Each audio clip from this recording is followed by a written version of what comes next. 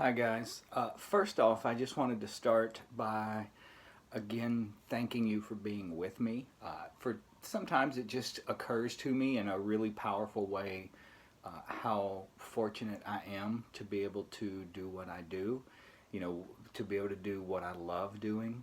So many people aren't able to do that. They're sort of trapped working jobs and doing things that they don't find fulfilling. But due to your support, due to your patronage, I am able to devote myself full time to what means something to me. And, sometimes the gravity of that situation hits me, and I just feel supremely thankful for my situation in life and what I've been given and how you guys have made that possible. So, thank you for that. Um, One of the things I want to talk about today was biblical symbolism, biblical iconography. We've talked about this in the past about how, uh, you know, everything in the Bible symbolizes something. It's like teachings are encoded within the symbolism, but you have to be able to decipher those images, the iconography, before you understand what is being said. Keep in mind, the Bible was not none of those the ancient religious texts were intended for anyone and everyone to be able to pick up and read or go through or learn from at any time.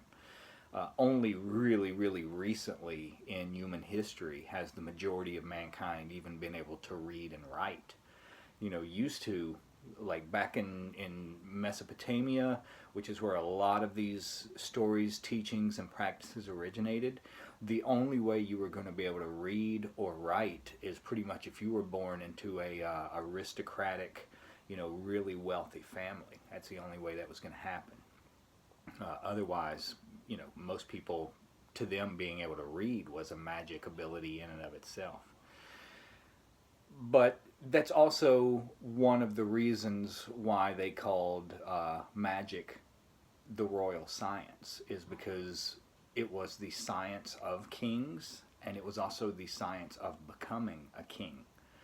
The Bible, for example, the Old Testament, the reason it's so hard to decipher is because it's a book written by kings, about kings, for kings. It was never meant to be, just so widely disseminated so that everyone had access to it.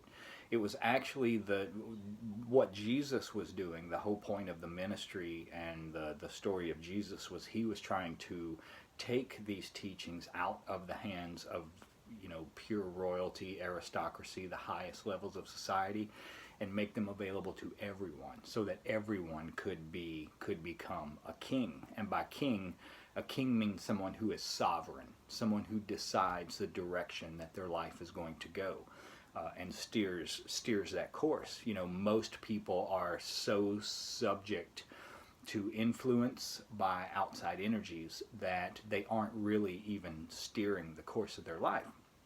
But what I said about how this is written for kings, by kings, about kings, and how the point of Jesus was so that every person could become a king.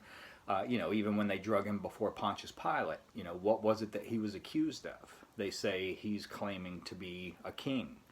And whenever Pontius Pilate asked him, he says, "Are you a king?" Jesus refuses to speak, does not say anything. So you see the theme of kings and kingship run all throughout the Bible. Well, with what they call kingship comes the key that allows you to decipher what these images mean. What that key is, what that birthright is attaining the knowledge and conversation of the holy guardian angel. Is what they call it in magic, the HGA. You never see, you don't ever read about people asking the HGA to do things. Like you don't ask the HGA for protection. Uh, or you don't ask it to, do something, manifest something. Instead, you ask it for, its sole purpose is to give you information. And that information is what allows you to decipher this imagery. It will open things up to you in a way that you don't even conceive of until that happens. But I'll give you an example of one thing that I mean about how everything in the Bible is symbolism.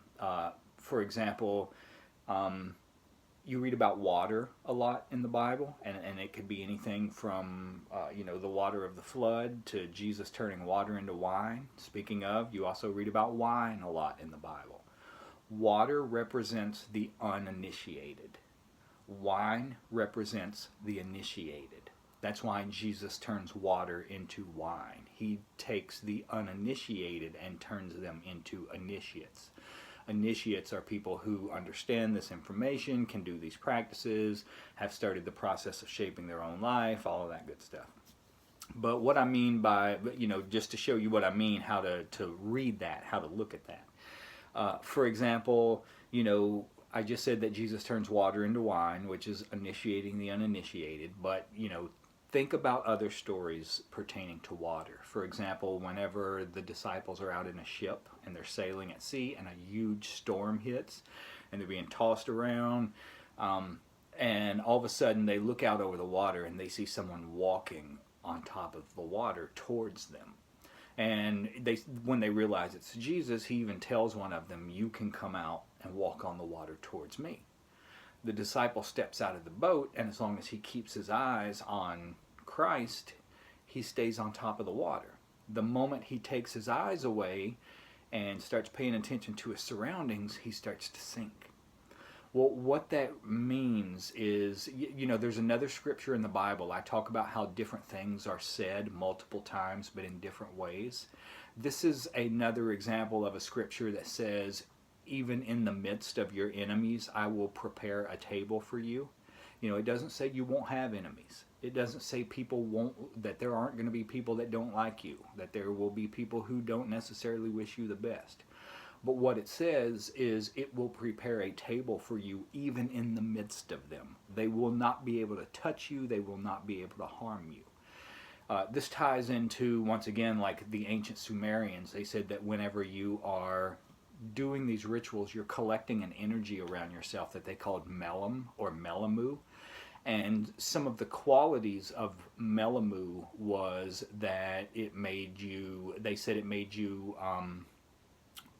well, how did they describe it? It wasn't exactly unbreakable, but it was in that vein. It was like indefeatable, unbreakable, things in that vein is what this energy made you, which is why, you are supposed to diligently practice humility.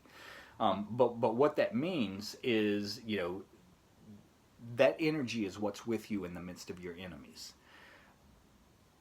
When Christ is walking on the water, that represents how he does not sink down. It was these practices that kept him above, where like the water represents uninitiates, the weather, the storms represent all of the things that are constantly going on in the world that whip people into a state of frenzy. The things that we fear, whether it's government or whatever the hell it is going on in the world that people focus so much attention on. Those things will not be able to touch you. It doesn't say you won't experience them.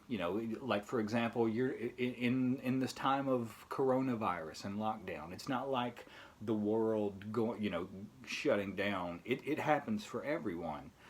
But what happens for the initiates, those who are working with this higher power, is they find themselves not thinking about it as much. They don't give in to despair. They don't, feel completely defeated, like there's no hope. And a lot of that is because you feel like you are able to exert control over your life in ways beyond just the physical realm. So that leads to a greater sense of comfort and stability and everything else with the world around you. You won't sink. But, for example, another example, the flood. The word that they translated to flood, originally it meant like inundation, like a mass influx of something. It wasn't, literal water. That's not what they're talking about. What they're talking about is basically this tidal wave of the uninitiated spills in and wipes away all of the work, all of the knowledge and everything else of these past civilizations that had all of this information. It was lost to the world beneath the weight and the waves of those who didn't understand it. It's just like in Revelation also, you've got the Lamasu standing before the throne of God and weeping and saying, no one can be found who can read the scrolls. Who can read the scrolls? Same thing. You're talking about a time when no one understands that information anymore. So that's what I mean about the symbolism. But a lot of this stuff comes to you not, the reason I bring this up is because people have been asking me about books to read and resources, things like that, to cover some of this information. And to be honest, there's not a great deal out there. I would highly suggest a series. There's an app on television called Gaia, Gaia, and they do a bunch of like yoga tapes and videos and stuff like that, but they cover other stuff too. But on there is a series by a man named Jordan Maxwell, and I can't remember exactly what the name of it is, but it's something like The Secret Life of Signs and Symbols, or The Secrets of Signs and Symbols, something along that vein. Whatever, if it'll be pretty easy to find if you just search for Jordan Maxwell. It is a absolutely mind-blowing series about some of the biblical symbolism and how it ties into the stars and everything else. I've never read the work of Manly P. Hall. He wrote a book called The Secret Teachings of All Ages, which people rave about. I've never gotten around to reading it yet. I need to do that, but I believe that he may cover some of it in there also. I'm not 100% certain.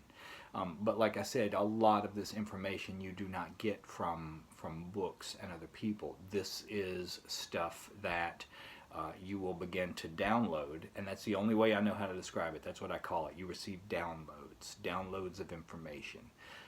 Which happens once you attain the knowledge and conversation of the HGA, which means forging a link with that egregore that lies behind all of the Abrahamic religions.